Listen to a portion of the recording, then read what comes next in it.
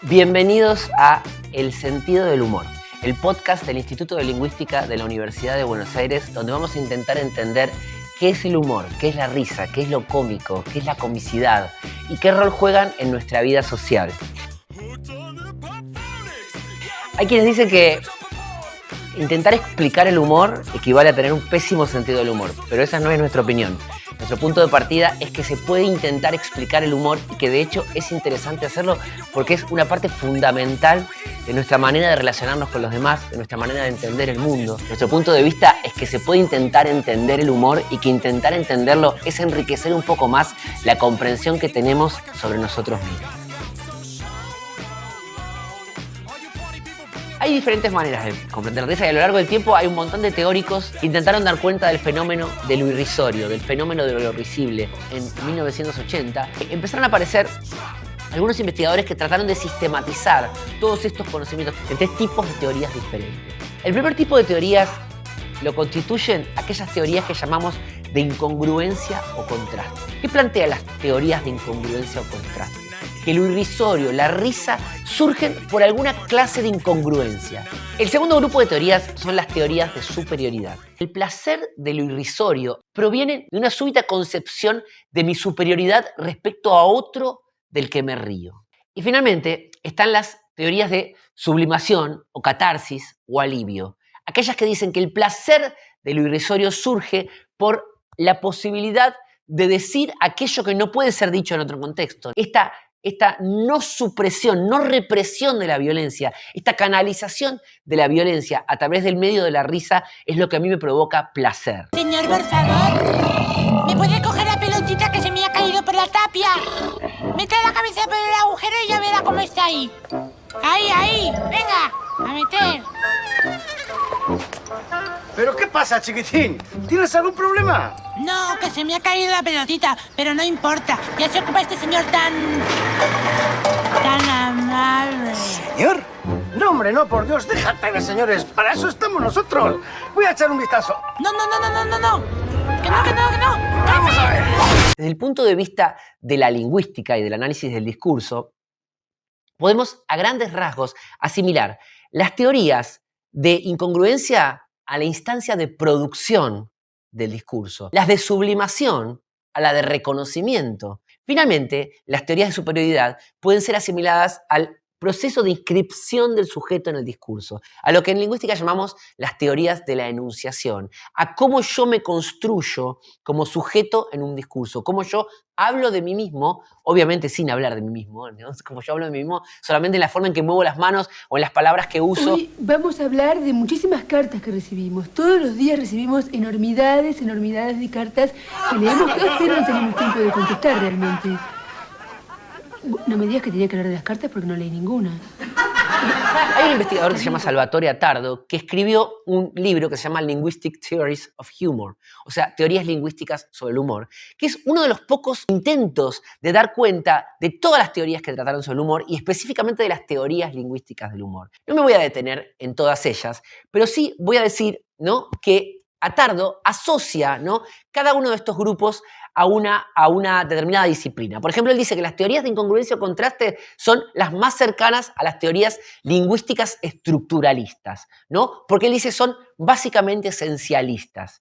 Las de hostilidad, las de superioridad, solo podrían ser de interés, dice Attardo, de la sociolingüística, a causa del énfasis puesto en el aspecto interpersonal de los hablantes.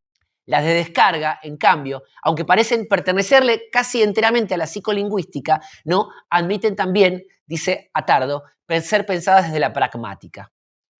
Porque permiten explicar, por ejemplo, las violaciones a las reglas del lenguaje típicas de los chistes, de los puns, ¿no?, de los juegos de palabra, o por ejemplo como las infracciones a los principios de cooperación de Grice, ¿no? ¿Qué es lo que dicen los principios de cooperación de Grice? En toda interacción entre dos hablantes hay una serie de principios de cooperación que aparecen implícitos. Por ejemplo, que cuando yo te digo, tenés hora, vos me vas a contestar diciendo sí, son las 3:15. No me vas a decir sí y nada más que sí. El hablante me va a decir en forma cooperativa aquello que yo quiero que me diga, que es quiero que me diga la hora. En el humor, esos principios de cooperación pueden romperse y se rompen a menudo. Una de las fuentes de creación del humorismo justamente es cómo la interacción, los diálogos entre dos hablantes no funcionan como deberían funcionar de manera, digamos, normal.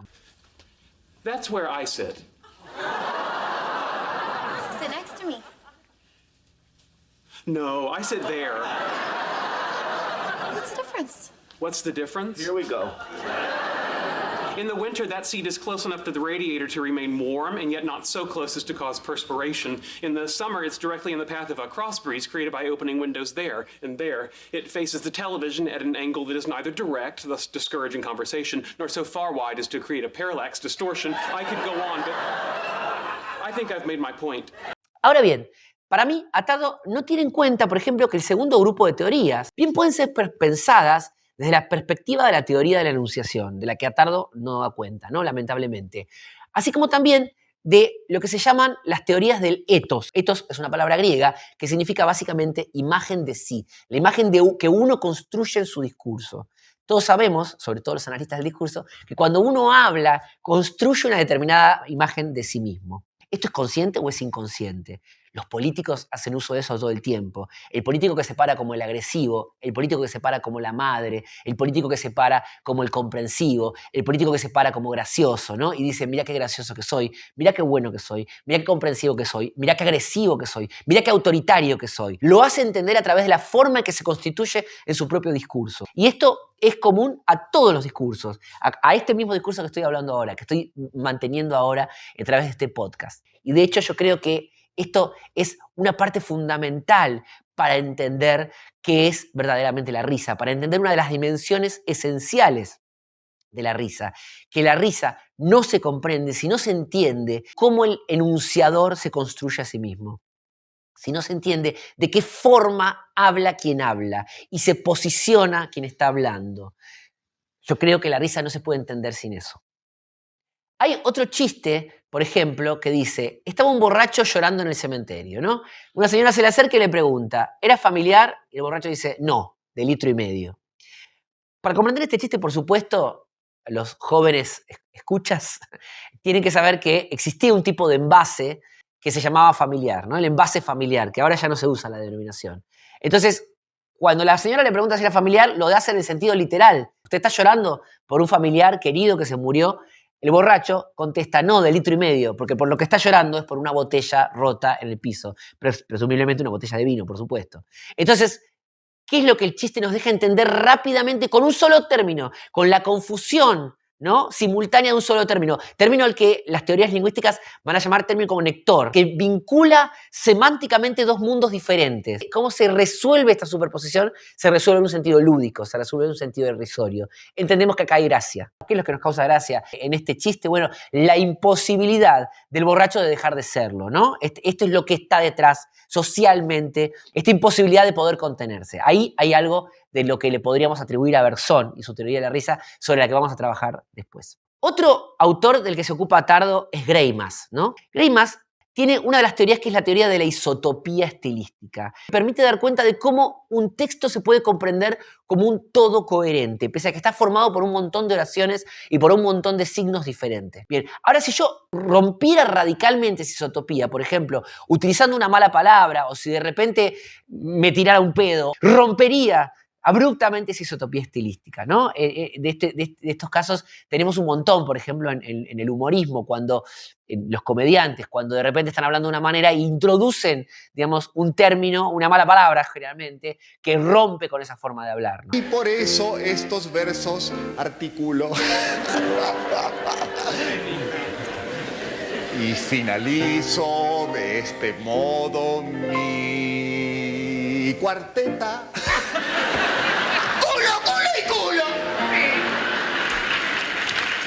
Las isotopías, cuando no son rotas, digamos, cuando son serias, podríamos decir, buscan superar los obstáculos que plantean la ambigüedad inherente a todo texto. Al ser isotópico un texto, hacer un todo coherente, las ambigüedades parciales de ese texto pueden desaparecer, dice Greimas. Ahora bien, en el chiste justamente esta ambigüedad se potencia, ¿no? Al romper la isotopía estilística lo que hacemos es potenciar la ambigüedad del texto, usar esa ambigüedad del texto para hacer humor.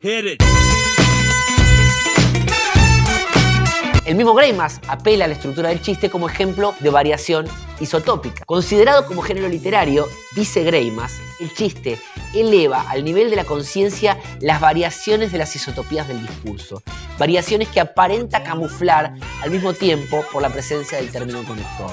Por ejemplo, la palabra familiar. Hit it.